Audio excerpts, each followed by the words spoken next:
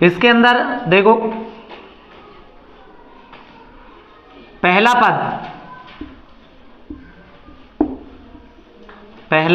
पद संख्यावाची,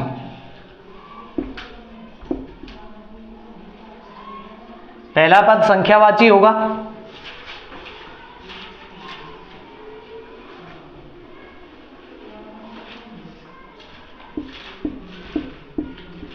दूसरा पद प्रधान होगा, क्योंकि ये भी तत्पुरुष समास का ही भेद है,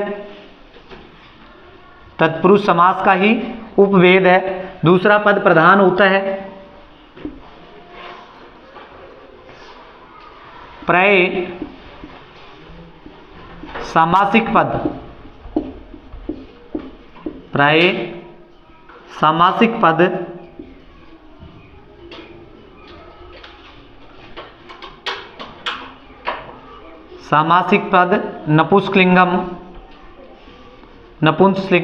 नपुंसकलिंगम में होता है। पूरा ही लिख लो, नपुंसक लिंग।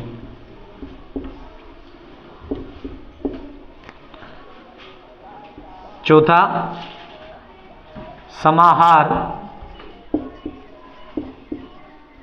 समाहार या फिर समूह को प्रकट करता है।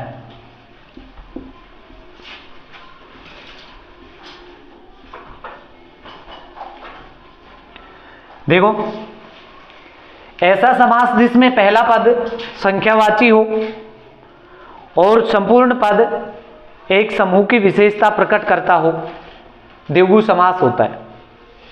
इसकी विशेषताओं की बात करें या इसकी पहचान की बात करें तो इसके अंदर पहला पद संख्यावाची होता है। हमेशा ध्यान रखना, पहला पद संख्यावाची होगा। संख्यावाची मीन्स संख्या को बतलाने वाला। 1, 2, 5, 10 ऐसे है ना। एक जब होगा तो उसमें तो समूह बनेगा ही नहीं, तो 2 होंगे, 3 हो सकता है, 5 हो सकता है, 10 हो सकता है, ऐसे होगा। ठीक है, तो पहला पद संख्यावाची होगा, मीन्स संख्या को बतलाने वाला। दूसरा पद प्रधान होता है, क्योंकि जो द्विगु समास होता है वो तत्पुरुष समास का ही उपभेद होता है। ठीक है, समास के प्रकार करवाते समय तुम्हें बताया था, समझाया था ना।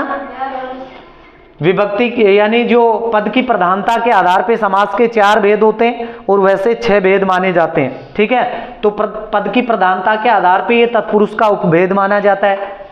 दूसरा पद प्रधान होगा। प्रायः जो समस्त पद होता है यानी सामासिक पद होता है वो नपुंसकलिंगम में होता है, नपुंसकलिंगम में होता है। और साथ में सबसे मेन बात ये है कि एक समूह की विशेषता को प्रकट करते हैं, समूह या समाहार की विशेषता को प्रकट करते हैं। और जैसे ही हम इसका विच्छेद करेंगे, समास विग्रह करेंगे, तो समास विग्रह करते समय समाहार शब्द काम में लेंगे। ठीक है, क्या काम में लेंगे?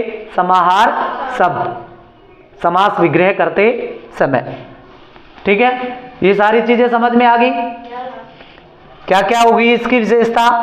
पहला पद संख्यावाची होगा, दूसरा पद प्रधान होता है। ठीक है, प्राय सामासिक पद यानी जो सामासिक पद होता है वो प्राय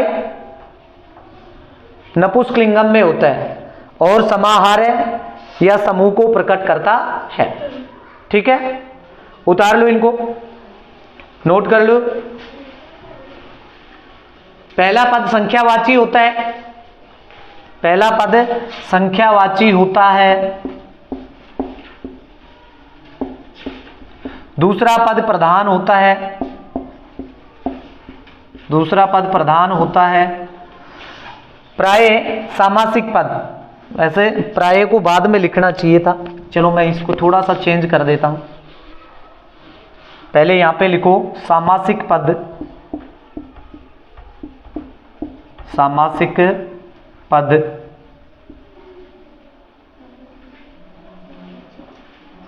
प्राय नपुंसकलिंगम में होता है। समास विग्रह की बात करेंगे तो अलग हो जाएगा। यहाँ पे सामासिक पद यानी समस्त पद होता है वो नपुंसकलिंगम में होता है, नपुंसकलिंगम में होता है। और समाहारय या समूह की विशेषता को प्रकट करता है। ये चारों इसकी विशेषताएं होगी, इनको याद रखना है। ओके, अब देखो, मिटा दो इनको, लिख लिया होगा। अब इसका करेंगे समास विग्रह, उदाहरण देखेंगे और उसका सामासिक विग्रह करेंगे। यथा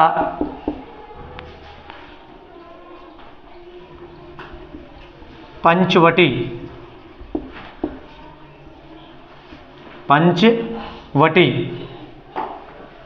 देखो इधर पंचवटी, ये पंच में देखो इधर, पंच मीन्स क्या होता है? 5, और वट मीन्स बरगद।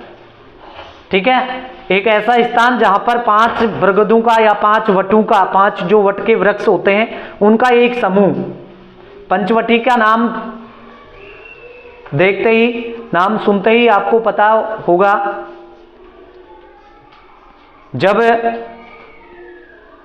राम को वनवास मिला था तो जहां से सीता मैया को उठा के ले गया था ना रावण, वहां पे जहां पे उनको रखा गया था, सीता को जिस कुटिया में रखा था, ठीक है, वहां 5 बरगदों का समूह है, उसको पंचवटी के नाम से जानते हैं। ठीक है, और भी कोई हो सकता है जहां पर भी 5 वृक्ष एक समूह में होते हैं, 5 बरगद के समूह, तो उसको पंचवटी के नाम से जानते हैं। अब देखते हैं इसका समास विग्रह। समास विग्रह करते समय क्या करेंगे? समास विग्रह करते समय लास्ट में हम समाहार्य जोड़ देंगे। ठीक है, देखो कैसे होगा। पंचानाम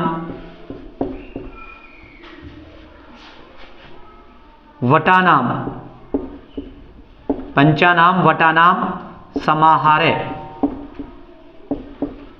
5 वटों का समूह, 5 वटों का समूह क्या कहलाएगा? पंचवटी। ठीक है, जैसे त्रिलोकी, त्रिलोकी, त्रि मीन्स क्या होता है? 3, और लोक, दोनों को अलग अलग कर देंगे और समाहार जोड़ देंगे, क्या होगा? त्रियाणाम लोकानाम, लोकानाम, और लास्ट में क्या जोड़ देंगे? समाहार्य। सबसे आसान है, जितने भी समास हैं उनमें से सबसे आसान है। ठीक है, पहचानने में कहीं कोई दिक्कत ही नहीं। जैसे सप्ताह है, सप्ताह का अर्थ समझते हो? सप्त मीन्स क्या होता है? और अहन पर्यायवाची होता है दिन का। ठीक है, तो सप्ताह का अर्थ क्या हो गया? यानी इसका सामासिक विग्रह क्या हो गया? सप्त या सप्ताह नाम, दिना नाम, दिना नाम समाहार्य, समाहार्य। ठीक है, ऐसे ही देखो शताब्दी,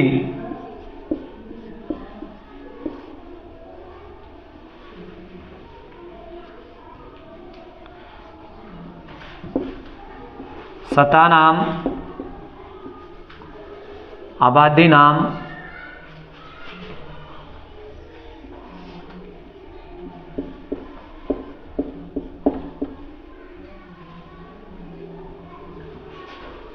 शतानाम,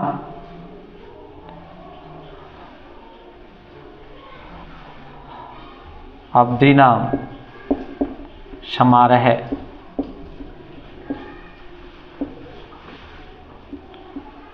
ठीक है, जैसे नवरात्रि, नवरात्रि,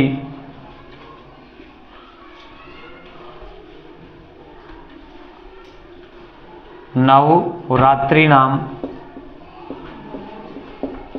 नवरात्रिनाम समाहारः। नव यानी क्या होता है? नौ, नौ रात्रियों का समूह, ठीक है। और देखो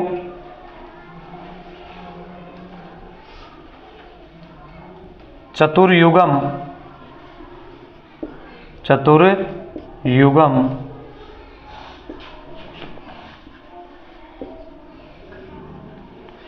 चतुर्युगानां, युगानां समाहारः।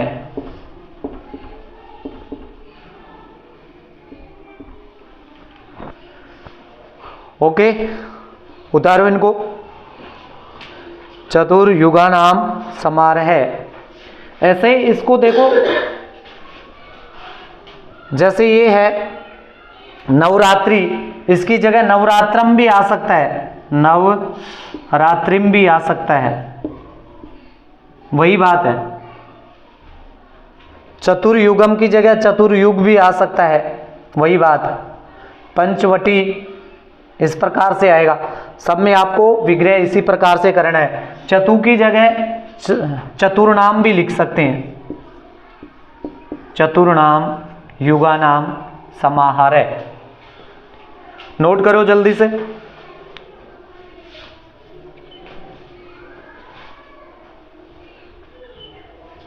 नोट करो।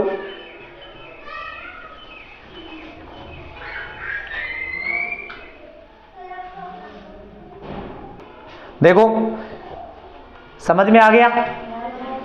पंचवटी, पंचानाम वटानाम समारोह, ठीक है। पंचानाम की जगह पंच भी आ सकता है, पंच केवल इतना भी आ सकता है, जो पहला पद है ना उसमें केवल ये संख्यावाची इतना ही आ सकता है। पंच वटानाम समारोह, ऐसे ही त्रिलोकी है, यहाँ पे त्रियाणाम के स्थान पे त्रिलोकानाम समारोह भी आ सकता है, सप्त दिनानाम समारोह आ सकता है, ठीक है। जैसे नवरात्रि नाम है, ऐसे ही चतु के स्थान पे चतुर्नाम भी आ सकता है।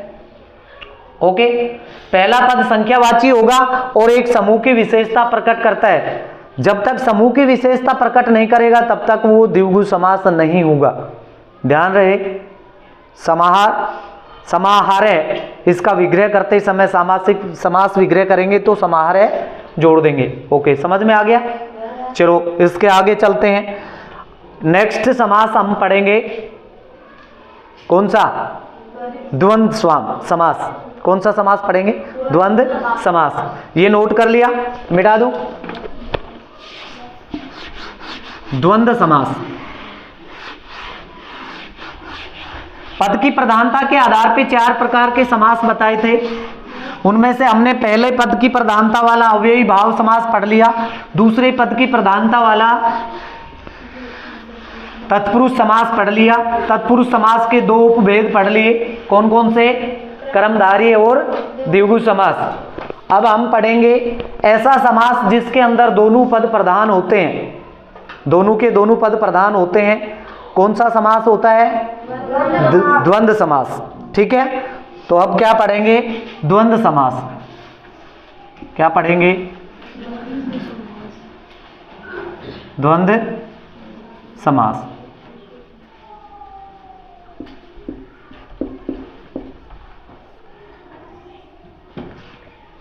ऐसा समास जिसमें दोनों पद प्रधान होते हैं, यानी पहला पद भी प्रधान हो और दूसरा पद भी प्रधान होता हो। देखो इसके अंदर देखो, इसकी विशेषता देखेंगे सबसे पहले। विशेषता देखेंगे सबसे पहले तो इसकी विशेषता में क्या होगी? दोनों पद प्रधान, दोनों पद प्रधान होते हैं, दोनों पद प्रधान होते हैं, यानी पहला पद भी प्रधान और दूसरा पद भी प्रधान। क्या लिख रहे हैं इसकी विशेषता? कौन कौन सा पद प्रधान होगा? दोनों के दोनों ही होंगे, पहला भी और दूसरा पद भी प्रधान होगा, ठीक है। दूसरी विशेषता क्या होगी इसकी? यानी जब भी हम इसका समास विग्रह करेंगे तो समास विग्रह करते समय समास विग्रह करते समय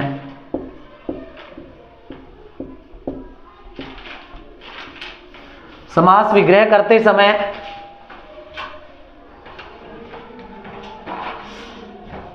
दोनों पदों के बीच में, दोनों या दो से ज्यादा पद भी हो सकते हैं बेटा, समास विग्रह करते समय दोनों या दो से अधिक पदों के अंत में, दोनों पदों, ये सीधा ही लिख लो, दोनों पदों के अंत में, दोनों पदों के अंत में, दोनों पदों के अंत में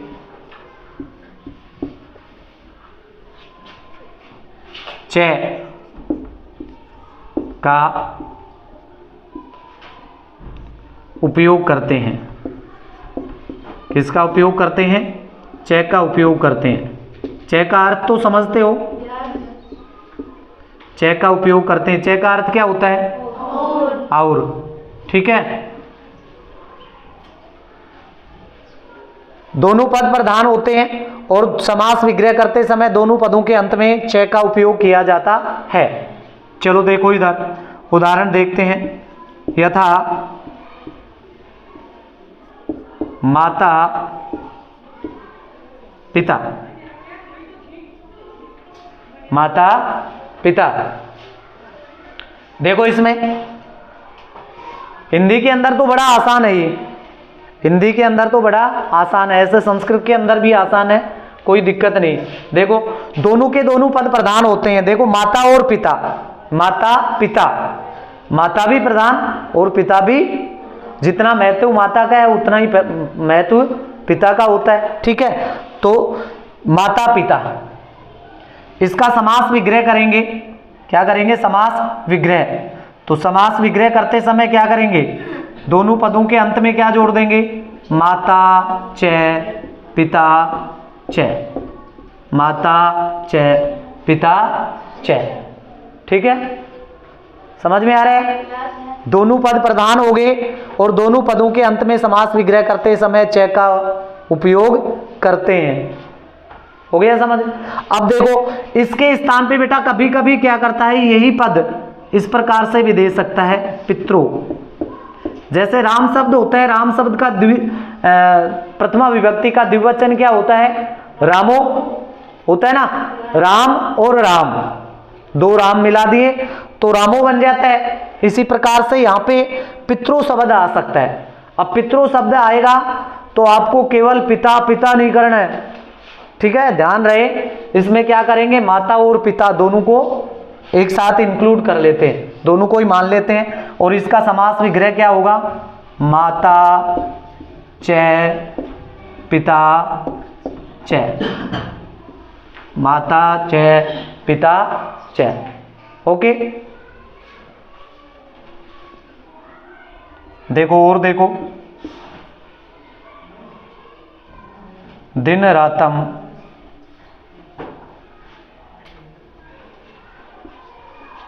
दिनम च रातम च, दिन और रात। ठीक है, हिंदी में तो कर लोगे, हिंदी में कोई दिक्कत नहीं, बीच में एक बार ही और जोड़ना है। कभी हिंदी में देखो दो बार कर दो, माता और पिता और, ठीक है ना, ये च हिंदी में एक बार ही अर्थ निकलेगा उसका, और दोनों के बीच में लगता है। हिंदी में दोनों के बीच में लगता है, संस्कृत में लास्ट में लगता है, लेकिन यहाँ पे बीच में भी, यानी पहला पद है उसके भी अंत में और दूसरे पद के भी अंत में च का उपयोग करना है। इसकी जगह ये भी आ सकता है अहर्निशम, अहर्निशम, अहर्निशम। ठीक है, क्या होता है ये? अहन मीन्स होता है दिन, अहन च निशम च। अहन मीन्स दिन और निशम मीन्स रात, दिन और रात, दिन और रात। ये ऊपर वाला लिख लिया होगा, इसको मैं मिटा देता हूं। और देखो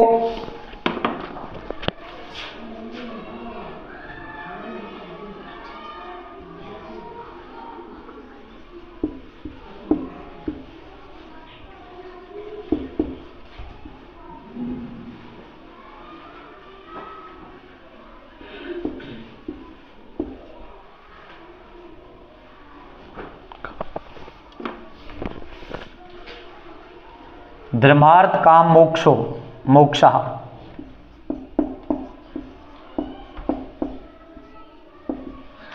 यहां पे बहुवचन भी हो सकता है, यानी यहां तो द्विवचन आ रहा था, दो से अधिक भी आ सकते हैं।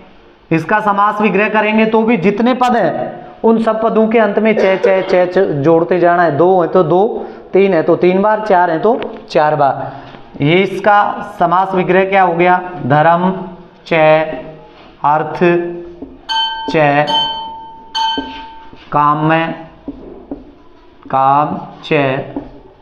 यहाँ पे धर्म है, अर्थ है, काम है, च मोक्ष है, च। एक वचन में है ना, तो सबके विसर्ग लग जाएगा। धर्म है च, अर्थ है च, काम है च, मोक्ष है च। ऐसे ही आ सकता है राम लक्ष्मण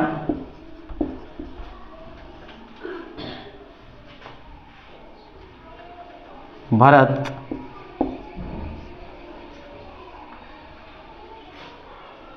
शत्रुघ्न।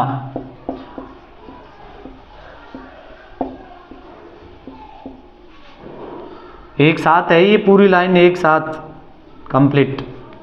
तो इसमें क्या होगा? रामे च लक्ष्मणे च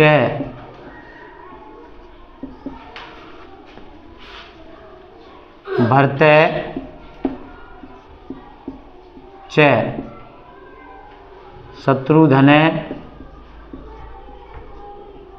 च। यहां पे देखो लास्ट में आ की मात्रा और विसर्ग लगा है, ये बहुवचन रूप को प्रकट करने के लिए होता है। यहां पे भी आ विसर्ग आ रहा है बहुवचन रूप में, ठीक है। तो फिर जब समास विग्रह करेंगे तो ऐसे नहीं कि शत्रुघ्ना च कर दो या फिर मोक्षा च कर दो। देखो यहाँ पे मोक्ष किया है, शत्रुघ्न किया है, एक एक को एक वचन होगा तो अकारांत पुल्लिंग शब्द हैं ये सारे, तो क्या लगा देंगे? के, यानी एक नाम उसके आगे विसर्ग, दूसरा नाम उसके आगे विसर्ग, और बीच में च च जोड़ते हुए चलेंगे। क्लियर? और देखो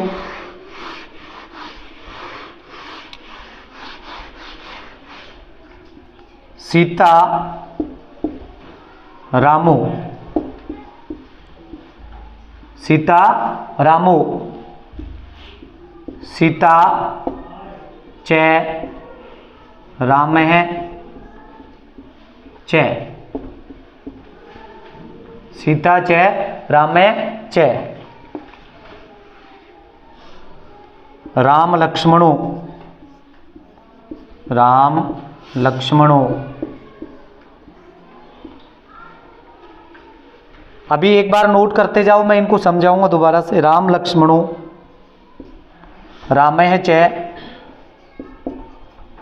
राम है च, लक्ष्मण है च। जल्दी से नोट कर लो, राम है च, लक्ष्मण है च।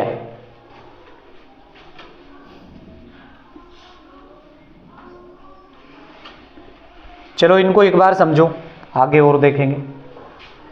एक बार इनको समझो।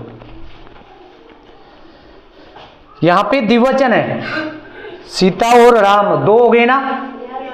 अब देखो सीता और राम जब भी आएगा पहले पद में तो स्त्रीलिंग है और दूसरे पद में क्या है? पुल्लिंग है ना। भारतीय जो संस्कृति है उसमें स्त्री को पहले प्रधानता दी जाती है ना। जैसे शिव पार्वती, राधा कृष्ण, है ना, सीता राम, पहले किसका नाम आ रहा है? महिला का। यानी सीताराम में सीता का आया, राधा कृष्ण में राधा का पहले आया, शिव पार्वती में पार्वती शिव, है ना। कुछ हो सकता है कभी कभी आगे पीछे आ जाए, लेकिन पहले वरीयता दी जाती है किसको, महिला को, ये ठीक है ना। देवी देवताओं में जितने भी नाम होते हैं उनमें भी। तो यहाँ पे देखो सीता और राम। अब आपके यहाँ दिक्कत हो सकती है, आप सोचो देखोगे कि सीता और राम, तो जो दूसरा पद है ना उसको द्विवचन में लेके जाना है, ठीक है। दूसरा पद है, समास करते समय की मैं बात कर रहा हूं, जैसे ये आया सीता चैल रामय चै। अब आपको समास करना पड़े तो समास करते समय क्या करेंगे, पहला जो पद है उसको ऐसे कैसे लिख देंगे, दूसरे पद में दो आए हैं तो द्विवचन रूप बनाना पड़ेगा। जैसे राम का रामो बनता है ना, तो सीता रामो, राम लक्ष्मणो, रामय चै लक्ष्मण चै। अब इसका समास करेंगे तो राम को ऐसे कैसे लिख दिया, पहले पद में विभक्ति नहीं लगेगी, दूसरे पद में विभक्ति लगानी है, द्विवचन है तो लक्ष्मणों कर दिया, ठीक है। और जब बहुवचन है, जैसे धर्मे चै, अर्थे चै, कामे चै, मोक्षे चै, तो ये चार हो गए, बहुवचन रूप में हो गए। बहुवचन रूप में हो गए तो पहले ऐसे कैसे लिखते जाओ, धर्म, अर्थ, काम और मोक्ष। अब मोक्ष जो लास्ट में आया है तो इसके क्या कर देंगे, अकारांत पुल्लिंग शब्द है, अकारांत पुल्लिंग शब्द का बहुवचन रूप क्या होता है, आ की मात्रा और विसर्ग लग जाता है। जैसे राम से रामा बना है ना, तो यहाँ पे मोक्षे का मोक्षा कर दिया, शत्रुधने का शत्रुधना कर दिया, ठीक है, बहुवचन रूप में बना देंगे। समझ में आ गया, ठीक है। एक और समास बच गया हमारे पास, बहुवीरी समास। अब समय इजाजत नहीं दे रहा है, नेक्स्ट क्लास में हम उसको पढ़ेंगे, ठीक है। तब तक आप निरंतर अपनी स्टडी जारी रखें। मिलते हैं नेक्स्ट क्लास में। Thank you for watching.